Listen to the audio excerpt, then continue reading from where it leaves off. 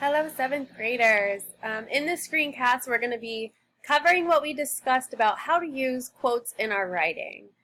So, the quotation sandwich. This is a really easy way to remember all of the important parts of using quotes in our writing correctly. Okay? So, if we were going to use quotes in our writing, there's usually 3 parts to set it up correctly. And we can refer to those parts as pieces of a sandwich. So in the first bun or the first piece of bread, we need to, before we actually use the quote itself, we need to provide the reader with information about where the quote is coming from, like who said it, and then also sometimes it's important to also say who said it and where, in what article or in what book or in what interview.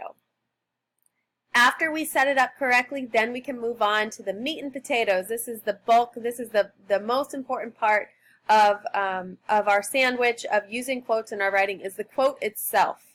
So we're going to use the quote word for word with the correct punctuation. And what that means is we need quotation marks on either side.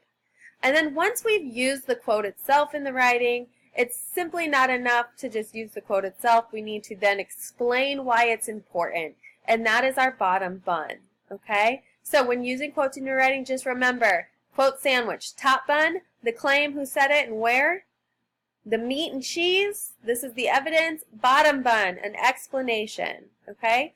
If we were to use this system to use quotes in our writing in order to respond to this prompt here, using quotes, describe how poetry can inspire us. Again, our quote sandwich, first bun, who said it and where. Second, we need to provide the quote itself, word for word and using correct punctuation. And third, an explanation, bottom bun. Why is this important? Okay?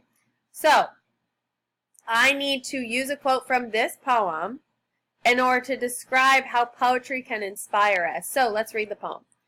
The Voice. By Shel Silverstein. There is a voice inside of you that whispers all day long.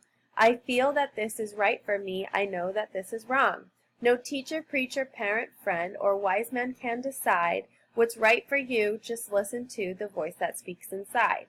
So, I feel personally that these last 4 lines are very inspiring. Okay? So if I was going to use this quote from this Shel Silverstein poem in order to respond to this prompt, I would first, in red, who said it, provide our top bun. In Shel Silverstein's poem, The Voice, he writes, comma, and then moving on to the meat and cheese, the quote itself, I'm going to open with an initial quotation mark.